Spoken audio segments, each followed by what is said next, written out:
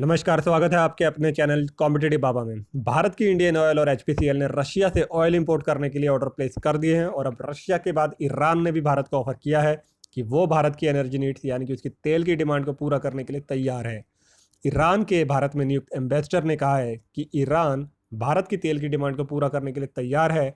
और आपको अब ये भी बता दें कि ये खबर इस बीच आई है जबकि वर्ल्ड पावर ईरान के साथ नेगोशिएट करने में लगी हुई है कि उसके सैंक्शन को हटाया जाए। आपको ये भी बता दें कि ईरान ओपेक का एक मेंबर है। यहाँ यह जानना काफ़ी ज़रूरी हो जाता है कि ईरान एक समय पर भारत का सेकंड लार्जेस्ट ऑयल सप्लायर हुआ करता था। जी हाँ, सेकंड लार्जेस्ट ऑयल सप्लायर हुआ करता था। लेकिन former US president Donald Trump ने ईरान के साथ न्यूक्लियर डील से विड्रॉ कर लिया और ईरान के ऑयल इंपोर्ट के ऊपर, ऑयल एक्सपोर्ट के ऊपर सैंक्शन लगा दिए। तब भारत को ईरान पर ऑयल इंपोर्ट करना बंद करना पड़ा। फिलहाल भारत में नियुक्त की ईरानी एम्बेसडर ने कहा है कि रुपी और रियाल ट्रेड मैकेनिज्म के थ्रू ट्रेड किया जा सकता है और ऑयल इंपोर्ट किया जा सकता है। इससे थर्ड पार्टी इंटरमीडिएशन कॉस्ट भी बचेगी। फिलहाल भारत जो कि वर्ल्ड का तीसरा सबसे बड़ा ऑयल इंपोर्टर है और कंज्यूमर भी है, जी हाँ, थर्ड लार्जेस्ट ऑयल इंपोर्टर है और कंज्यूमर भी है भारत। वो अपनी 80% का, जी हाँ, अपनी ज़रूरत का 80% इंपोर्ट पर निर्भर करता है।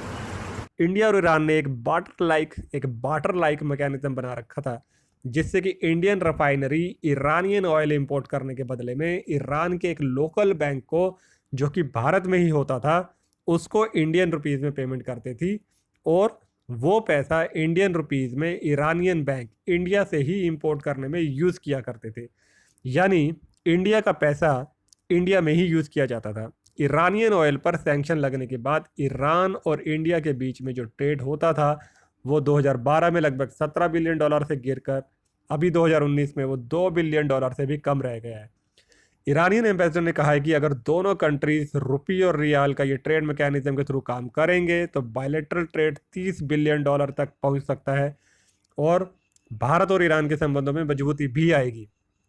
अब यहाँ यह जानना काफ़ी ज़रूरी हो जाता है कि यूरोपियन देश जो कि भारत के रशियन ऑयल खरीदने पर नाराज़गी व्यक्त कर रहे हैं, उन्होंने खुद अपनी एनर्जी नीड्स को रशिया से खरीदना बंद नहीं किया है और वो भी इसे इंपोर्ट कर रहे हैं and they have no time line to reduce it.